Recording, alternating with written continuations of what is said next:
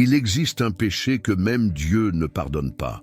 Alors que des millions de chrétiens vivent tourmentés, pensant avoir commis le péché impardonnable, en trahissant leur conjoint, en mentant, en volant, la Bible révèle quelque chose de bien plus sombre. Jésus a laissé écrit dans Matthieu 12 qu'il existe un seul péché sans pardon, ni dans ce monde, ni dans le monde à venir.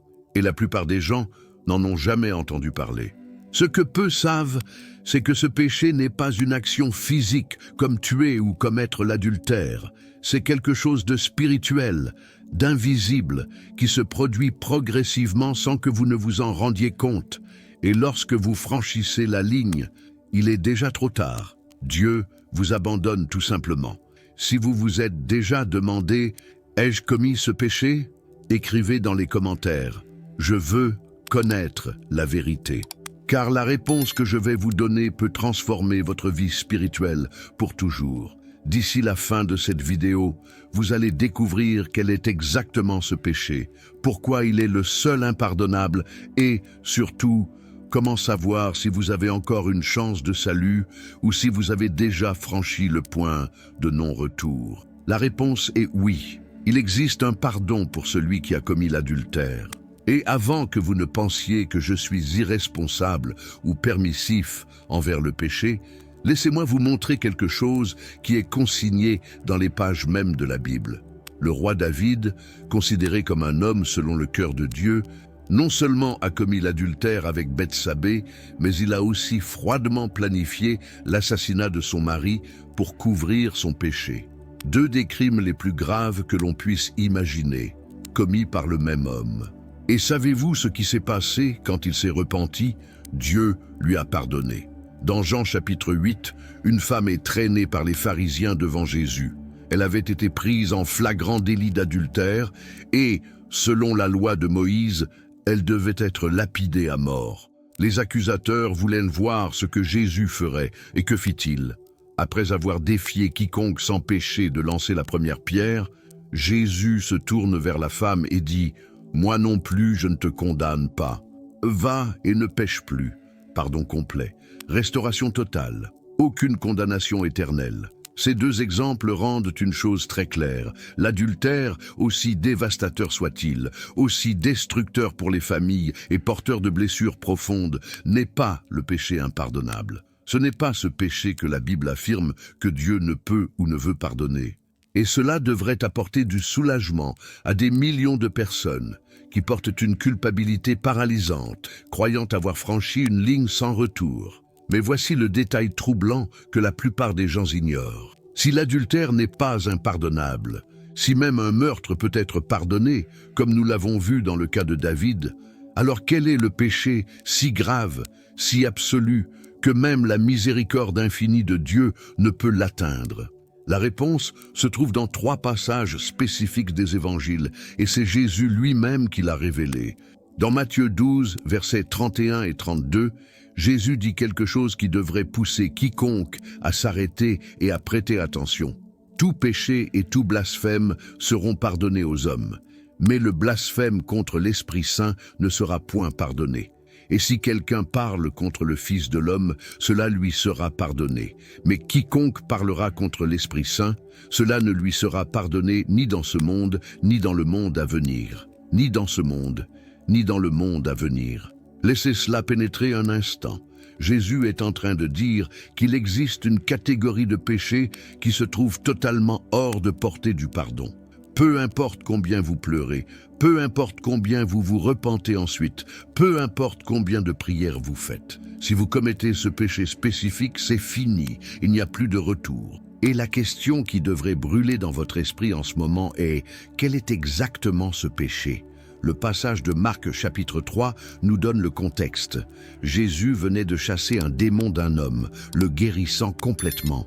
C'était une démonstration indéniable de la puissance de Dieu agissant à travers lui. Mais les pharisiens, aveuglés par la haine et l'envie, regardèrent ce miracle et dirent « Il est possédé par Béelzébul, c'est par le prince des démons qu'il chasse les démons. » Ils ont vu l'œuvre claire et évidente de l'Esprit Saint et l'ont délibérément attribuée à Satan. C'est à ce moment-là que Jésus a fait la déclaration concernant le péché impardonnable. Vous pensez peut-être, mais alors ce péché ne pouvait être commis qu'à cette époque, quand Jésus était physiquement sur la terre. Et beaucoup de théologiens sont d'accord avec cela. Ils disent que le blasphème contre l'Esprit Saint, dans ce contexte spécifique, fut un rejet si radical de la vérité divine manifestée qu'il devint irréversible. Mais il y a quelque chose de plus profond ici, quelque chose qui transcende ce moment historique et qui continue d'être une menace spirituelle aujourd'hui encore. Le vrai danger n'est pas seulement d'attribuer l'œuvre de Dieu au diable. Le vrai danger réside dans l'état du cœur qui permet à quelqu'un de le faire. Les pharisiens n'ont pas commis ce péché dans un moment de faiblesse ou d'ignorance. Ils avaient toutes les preuves sous les yeux, ils connaissaient les Écritures, ils avaient vu les miracles, et pourtant ils ont choisi délibérément d'endurcir leur cœur contre la vérité. Ils ont franchi une ligne invisible où le rejet est devenu si absolu que le repentir est devenu impossible. Et c'est ici que les choses deviennent vraiment effrayantes. Parce que ce type d'endurcissement ne se produit pas soudainement, il est graduel. Chaque fois que l'Esprit Saint touche votre cœur et que vous l'ignorez, chaque fois que vous ressentez cette conviction intérieure au sujet de quelque chose de mal que vous faites et que vous choisissez d'étouffer cette voix, chaque fois que vous rejetez la vérité au profit de votre propre volonté, votre cœur devient un peu plus dur, un peu plus imperméable, un peu plus éloigné de Dieu. L'Église catholique, basée sur les enseignements de Thomas d'Aquin, énumère 6 formes spécifiques de blasphème contre l'Esprit Saint. Le désespoir du salut, la présomption de se sauver sans mérite, la résistance à la vérité connue, l'envie de la grâce d'autrui, l'impénitence obstinée jusqu'à la mort et l'obstination dans les péchés. Qu'ont-elles toutes en commun? Un rejet conscient, persistant et final de la grâce de Dieu. Mais ce n'est que la surface. Car la véritable question que personne ne veut poser, la question qui tient des personnes éveillées à 3 heures du matin en sueur froide, est celle-ci. Comment savoir si vous avez déjà franchi cette ligne? Comment savoir si votre cœur est déjà si endurci que vous avez dépassé le point de non-retour? Comment savoir si Dieu essaie encore de vous atteindre ou s'il a déjà renoncé à vous? Et il existe une réponse à cette question.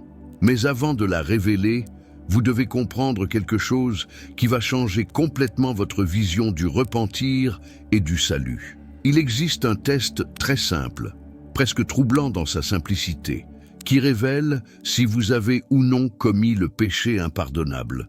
Et ce test n'implique d'aller voir aucun pasteur, n'exige aucun rituel spécial, ne demande pas un jeûne de 40 jours. C'est quelque chose que vous pouvez faire dès maintenant, en écoutant ces paroles. Faites attention, si vous êtes inquiet à l'idée d'avoir commis le blasphème contre l'Esprit Saint, cette inquiétude en elle-même est la preuve que vous ne l'avez pas commis. Permettez-moi de répéter cela car c'est fondamental. L'anxiété même que vous ressentez, la peur qui serre votre poitrine lorsque vous pensez « suis-je allé trop loin ?», l'inquiétude qui vous a conduit jusqu'à cette vidéo en cherchant des réponses. Tout cela est la preuve que l'Esprit Saint agit encore dans votre cœur.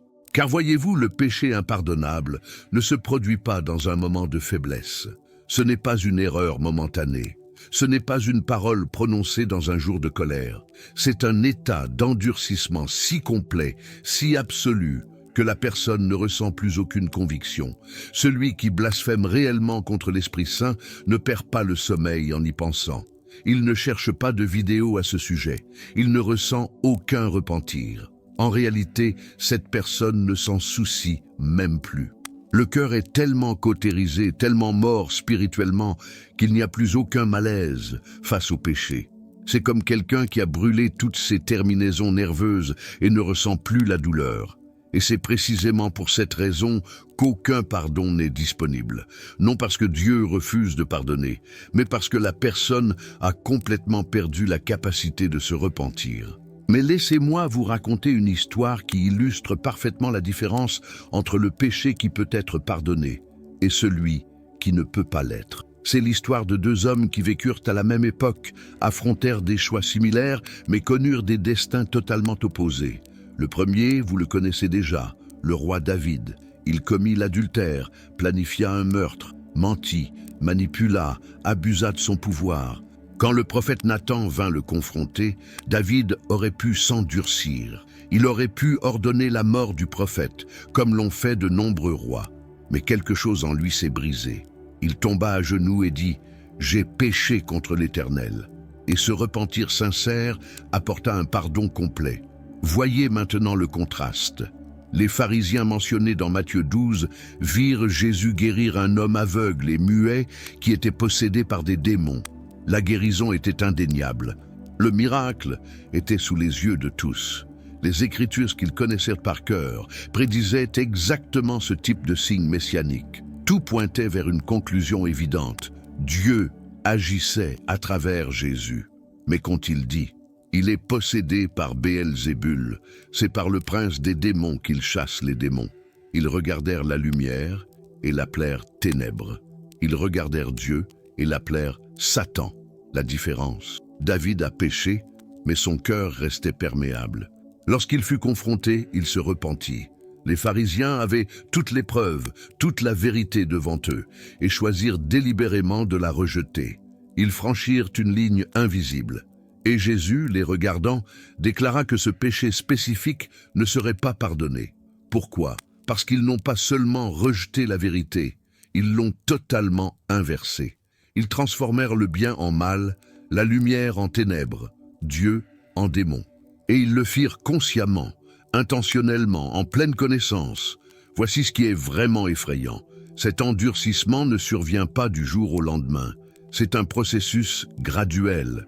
Chaque fois que vous entendez la voix de l'Esprit Saint et que vous choisissez délibérément de l'ignorer, votre cœur devient un peu plus dur. Chaque fois que vous ressentez cette conviction intérieure au sujet de quelque chose de mauvais dans votre vie et que vous l'étouffez, que vous la refoulez, que vous la rationalisez, que vous la justifiez, vous construisez une couche protectrice autour de votre cœur. Et couche, on arrive à un point où l'Esprit Saint ne peut plus pénétrer.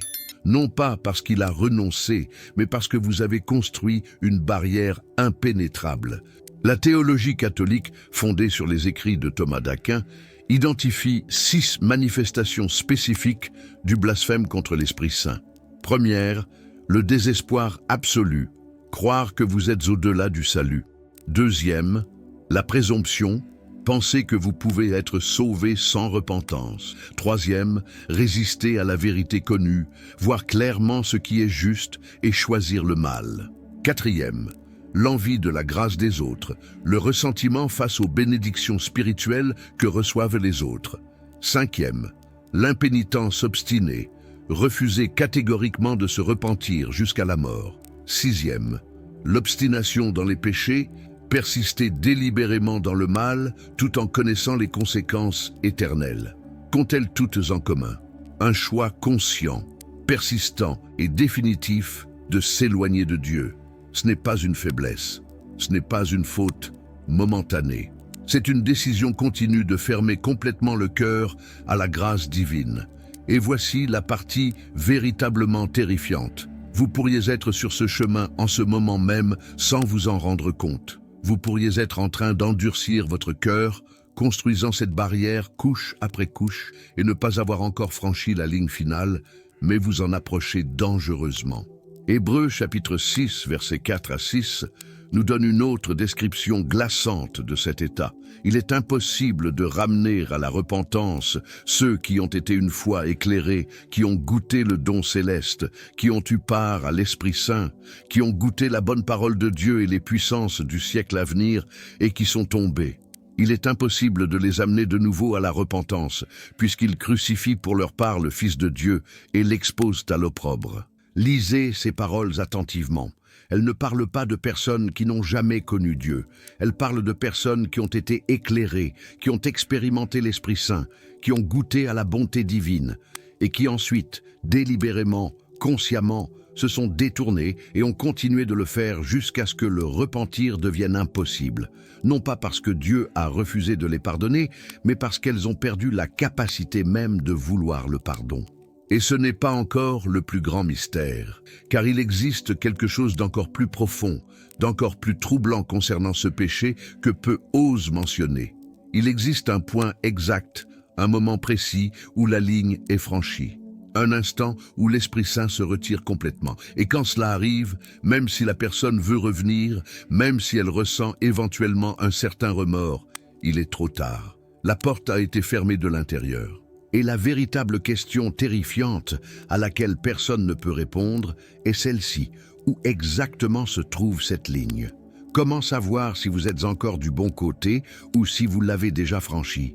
Il existe une vérité interdite que les pasteurs évitent de mentionner depuis les chairs, une réalité spirituelle si troublante que beaucoup préfèrent l'ignorer complètement, espérant qu'elle disparaîtra simplement si personne n'en parle.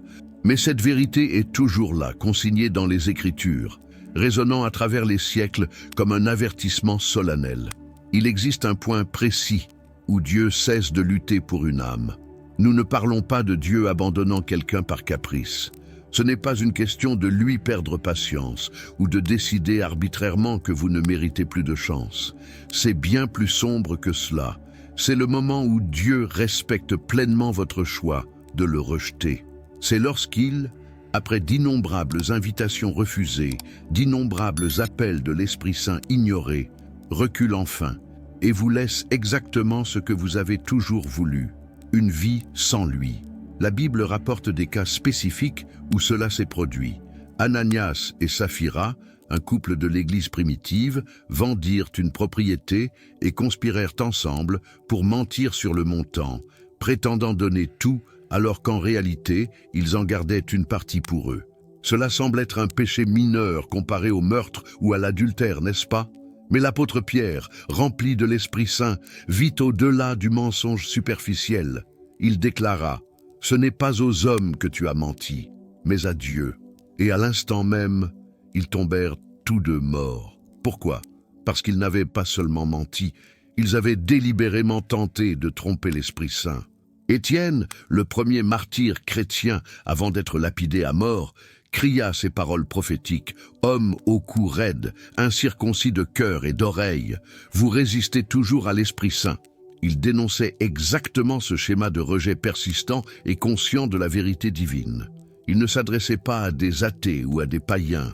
Il parlait à des chefs religieux, des personnes qui connaissaient des Écritures par cœur, qui priaient quotidiennement, qui jeûnaient et suivaient des rituels. Mais leur cœur était scellé contre la vérité. Voici ce qui rend le blasphème contre l'Esprit Saint si différent de tout autre péché. Ce n'est pas seulement une mauvaise action, c'est une condition du cœur. C'est un état d'endurcissement progressif qui finit par devenir irréversible. Pensez-y comme à une porte qui se ferme progressivement. Chaque fois que vous ignorez la conviction de l'Esprit Saint, la porte se ferme un peu plus. Chaque fois que vous rationalisez votre péché, justifiez vos mauvaises actions, étouffez cette voix intérieure qui vous dit que quelque chose ne va pas, la porte se rapproche davantage de la fermeture totale. Et voici la partie véritablement terrifiante.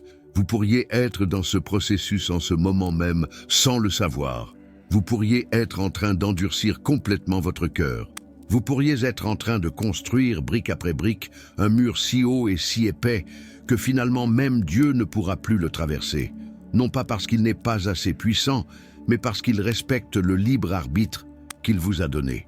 Saint Thomas d'Aquin expliqua cela avec une brillante analogie médicale. Il dit que tout comme une maladie peut détruire la capacité du corps à recevoir un traitement, le péché contre l'Esprit Saint détruit la capacité de l'âme à recevoir le pardon.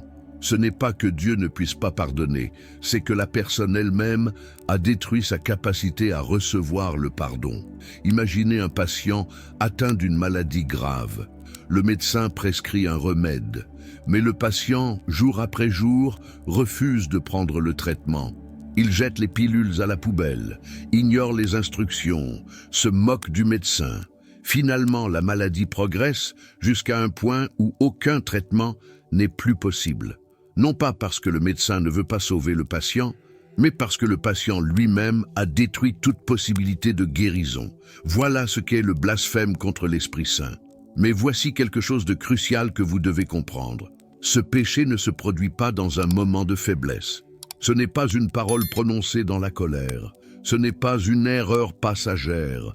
C'est un choix soutenu, conscient et persistant de rejeter Dieu jusqu'à ce que le cœur devienne si dur que le repentir devienne psychologiquement et spirituellement impossible.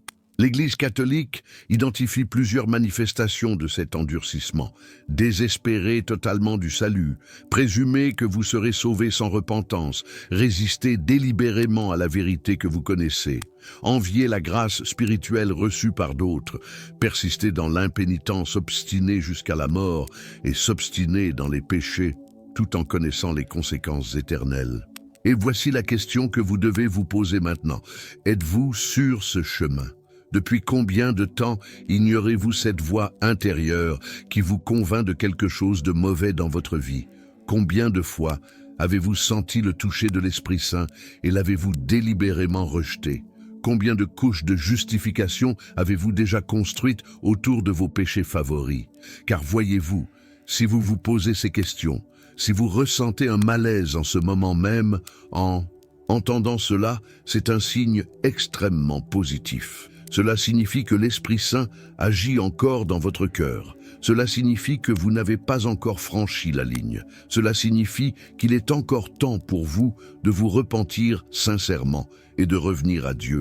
Celui qui a réellement commis le blasphème contre l'Esprit Saint ne ressent rien, aucune conviction, aucun malaise, seulement un vide spirituel complet. Mais vous devez comprendre l'urgence de la situation. Parce que personne ne franchit cette ligne en ayant l'intention de la franchir. Personne ne se réveille un jour et décide de blasphémer contre l'Esprit Saint. C'est un processus graduel. C'est une lente érosion. C'est comme une personne qui marche vers un précipice dans le brouillard. Pas après pas, ignorant les avertissements, rejetant les mains tendues pour la ramener en arrière, jusqu'à ce que soudainement, il n'y ait plus de sol sous ses pieds. Et lorsque ce moment arrive, quand la ligne est finalement franchie, quelque chose change dans le royaume spirituel. L'Esprit Saint, qui a lutté sans relâche pour votre âme, se retire enfin, non pas avec colère, mais par respect pour votre choix persistant de le rejeter. Et alors vous êtes seul, complètement, éternellement seul, sans la présence de Dieu, sans la conviction du péché, sans possibilité de repentance. Et voici la vérité ultime qui vous libérera ou vous terrifiera, selon l'état de votre cœur, en cet instant précis. La vérité qui va vous libérer ou vous terrifier est celle-ci. Si vous êtes inquiet maintenant, si votre cœur bat plus vite, s'il y a une anxiété croissante en vous qui demande « Ai-je commis ce péché ?» alors vous avez la réponse définitive. Vous ne l'avez pas commis. Parce que cette inquiétude elle-même est la preuve irréfutable que l'Esprit Saint est encore actif dans votre cœur. Celui qui blasphème réellement contre l'Esprit Saint ne ressent absolument rien. Permettez-moi de le répéter d'une manière encore plus claire. Le péché impardonnable ne peut pas être commis accidentellement. Il ne peut pas être commis dans un moment de colère, dans une explosion de paroles mal réfléchies, dans une période de doute ou de questionnement. Le péché impardonnable est le résultat d'un rejet conscient, persistant, délibéré et final de Dieu, maintenu jusqu'à ce que le cœur devienne si dur, si imperméable, que la capacité même de repentance disparaisse complètement. Alors oui, il existe un pardon pour celui qui a commis l'adultère. Il existe un pardon pour le meurtre comme David en a reçu.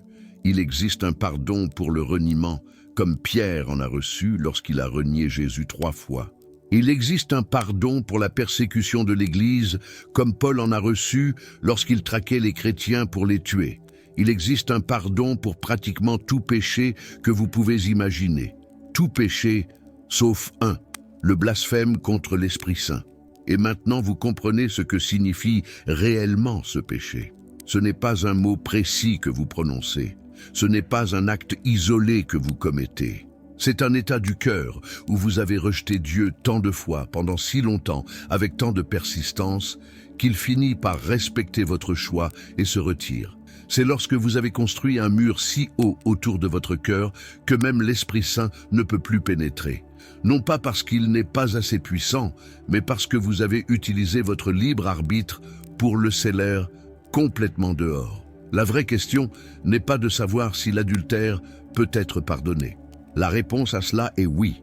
La vraie question est, êtes-vous sur le chemin d'endurcir votre cœur au point de ne plus pouvoir vous repentir de rien?